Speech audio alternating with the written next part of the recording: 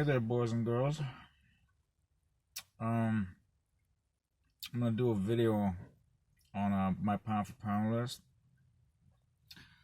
Not a fan of these videos, but I'm doing this for the great people of the BDA world. You know, the Buchos and the British Dietetic Association, to say that much. I got my top 10 right over here. I normally don't like doing this stupid pound for pound list, but I have to do it, as I said before. Well, I'm gonna go down the list first. I'm gonna say what my top 10 is. First off, it's Loma, then it's TC, Terrence Crawford, for the people who can't read or whatever, or don't know acronyms. Usyk is my third. Triple G is my fourth. Canelo is my fifth. Pac-Man my sixth. Inoue is my seventh.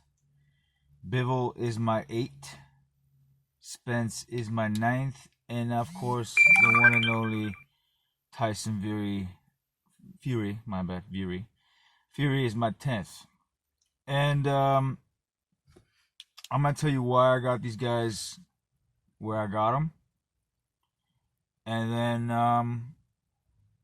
that's about it. First off, I got Loma because Loma, 3-weight divisions, fought all these top level guys like Walters and not really top level, but really good boxers for each division. And he schooled them to the point where I don't see anyone else schooling anyone in their own weight divisions the way he did. So Loma is number one. Foot movement, all that shit, number one.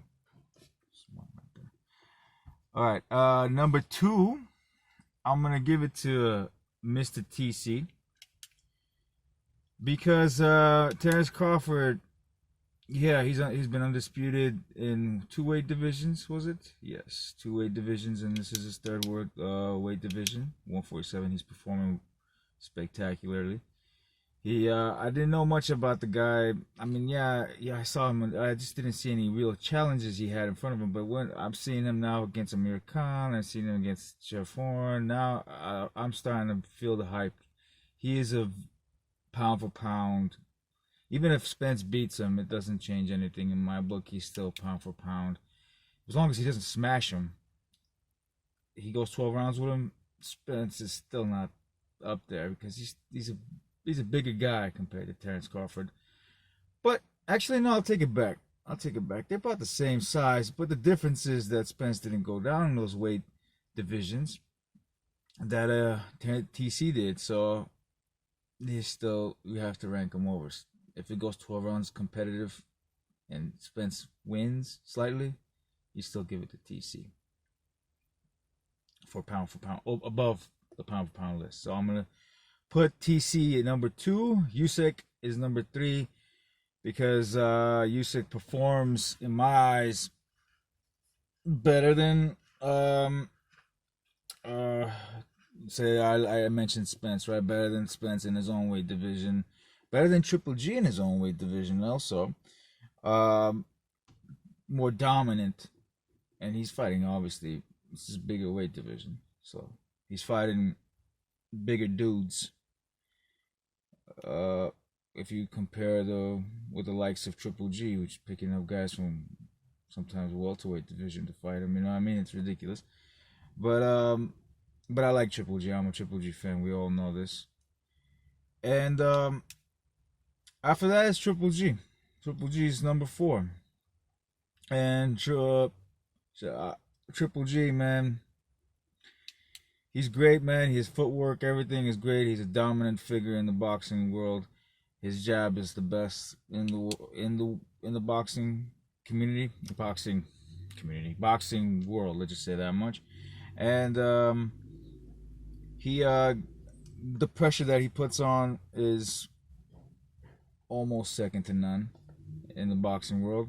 But he's getting older. But I think he beat Canelo in both those fights. So I don't give a fuck where they put Canelo.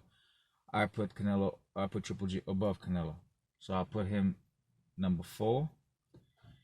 And yeah, but he doesn't beat the likes of Loma in pound for pound status. He doesn't beat the likes of Terrence Crawford. I mean, clearly you can see this. Usyk, no, the dominant. I mean, the competition level. Yeah, Triple G's been in it for a longer time in the boxing world than any one of these guys I just mentioned, but he's really fought. I mean, where Loma has already fought real better competition than Triple G did in his first 11 fights. So has I would say TC has, but TC is what 30 fights in, and he's performed better when the competition, and he's undisputed. He's been undisputed twice. But Triple G's trying to get undisputed once, at least in the middleweight division. I understand they're afraid to fight him. That's just, I don't believe much of that bullshit. Somewhat I believe, but not all of it. Anyways, that's a story. Let's just jump on to the next. Canelo's number 5. You gotta give Canelo number 5. Yes, he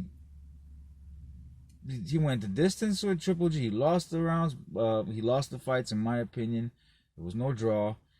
And the other one, you could call it a draw, but it's not really a draw if you really carefully look at it. The second fight, I give him, I give this guy the 5th place because of this skill set, his head movement, his speed, the hand combinations. What else?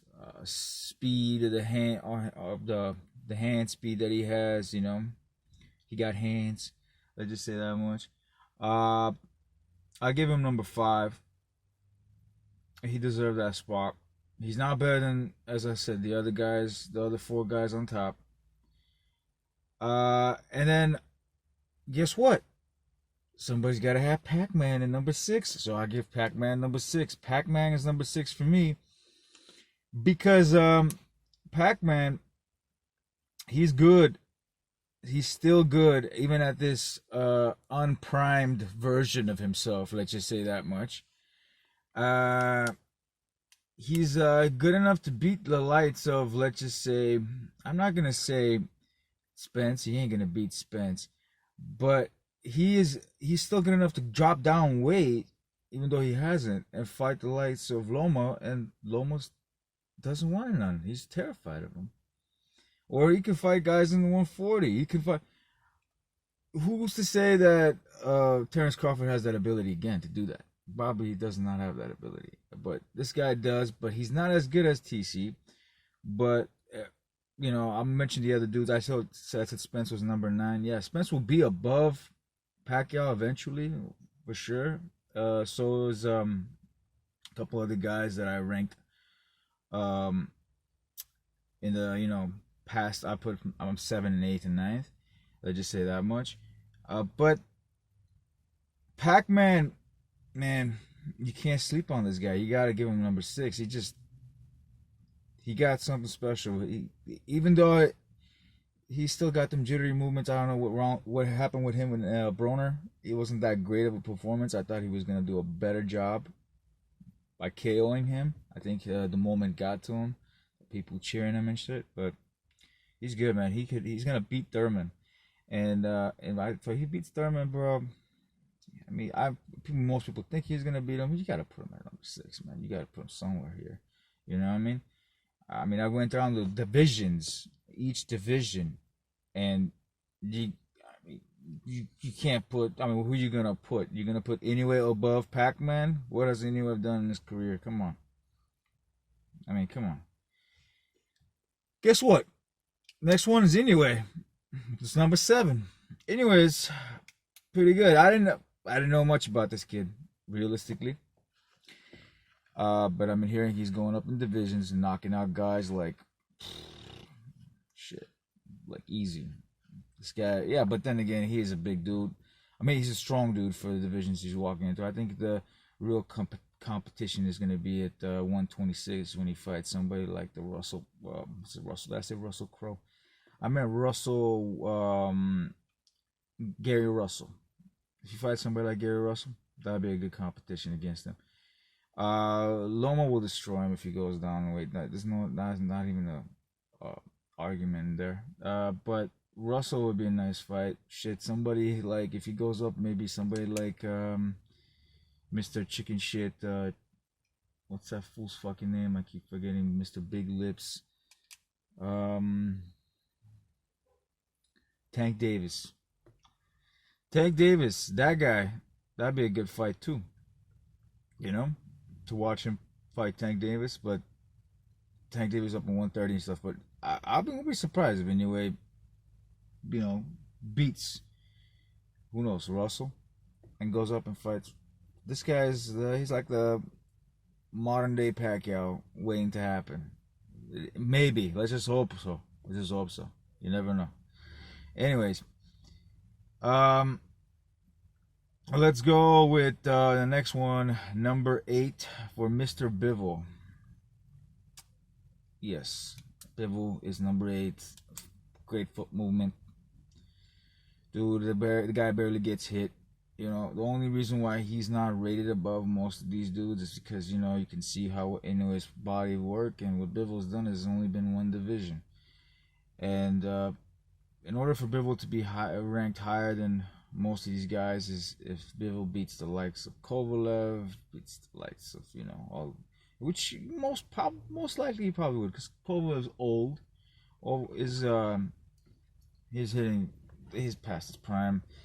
Then you got Gwoznik. Gwoznik is kind of, his style of fighting is all kinds of wrong for probably if he fights Bivol, man. Bivol's probably gonna show him some work, you know what I mean? And then you got, who else do you got there? Bitter Beef. I don't know much about Bitter Beef, so I can't say much of anything about Bitter Beef. But yeah, anything I've seen from him, I might lean towards Bivol on that one too. But Bivol is not a huge puncher in this division. So, if Kovalev gets lucky, or one of these guys, Gwoznik, gets lucky, they beat him. They might. It's not like it's impossible to beat him. This is why that 175, even though Kovalev might not be in that division, is in that tournament. I meant not the division, the tournament. It's gonna be an interesting one to watch if it ever happens. They're saying it. I don't know if it's gonna happen or not. Anyways, next one, Spence. People hate this man. They don't like the truth, but he is very, very good. He is good enough eventually to beat the likes of Canelo. Eventually, in time, he can. He actually probably can right now, because the way he beat Mike, they disregard Mikey Garcia, but the way he beat Mikey Garcia, man, he gave that boy a whooping. Speed-wise, everything. Yeah, they're saying that he was already going to get one. Yeah, but did you expect that he would go 12 rounds with him? Did you expect that he would back Spence up? No, you did not. I expected all that shit. I just did not expect the speed of Errol Spence, man. Errol Spence has tremendous speed and good. I think he improved. The Kilbrook fight, he was not the same, man. Kilbrook fight, he's improved. He wanted to show a boxing performance against what's that guy's name? Against Mikey Garcia. He wants to, and he did, man. He showed good fucking countering ability, good fucking reflexes, better than anything we saw with Kilbrook. And Kilbrook, man, his head was right there to be hit, bro. Like, and he's fast, but his head, he's not that good with defensively. Kilbrook, let's be real, at his prime when he fought Errol Spence. Or when he fought Triple G, it don't even matter. But he did. I mean, you could see it, man. I mean, he made how he picked fucking Mikey Garcia apart is they just hate Mikey Garcia. And understand, guy avoided Loma, this YTBC shit, man. Yeah, he avoided Loma, he avoided this, but Mikey is really, really, really, really good. You cannot deny how good he is. Going up in weight division and fighting a guy bigger than him and stronger than him, and what he was managed to do with him, he was strong enough to beat Errol Spence. It was not the strength; it was just the speed factor. He could beat Danny Garcia. I believe that. We'll see eventually, though, if that fight ever takes place. Anyways, let's go forward. let's go forward and see. Actually, let me tell you why Spence is that. I did. I just let me see. Let me see. Is there anything to justify why he's number 9? Besides all that, yeah, the guys above Spence has not really done much in his weight division to be rated above the guys that I mentioned before. The other guys, all of them have done more in their weight division than Errol Spence has, and that's why I can't rate him any higher. Or else if he beats fucking Terrence Crawford, he goes, obviously he might be top 5. Push fucking Canelo out of the fucking picture. He ain't beating Triple G no, but I'll push Canelo on the side, man. I'll put him right where Canelo belongs. Where he was. Let's just say that much. If he beats Terrence Crawford, if he dominates Porter, which I think he is. I thought Porter had a chance, but after watching Mikey Garcia, man, he's gonna dominate Porter. He's not now. Porter doesn't stand a chance against him. Tyson Fury is my number 10.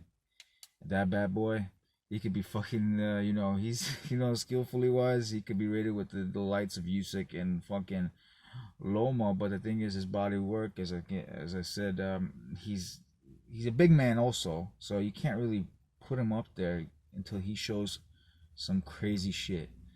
Like, if he goes in there and just knocks out, I think Wilder or something like that, or AJ. I think he can knock out AJ at this point. AJ's a fucking. I already knew something was up with AJ a long, long time ago, but I think he could have knocked out AJ. You saw, yeah, this was a bum that he fought against, Schwartz, whatever.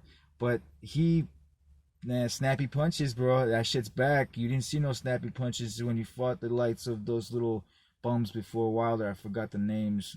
Shafiri, whatever their fucking names were. There was no snappy punches.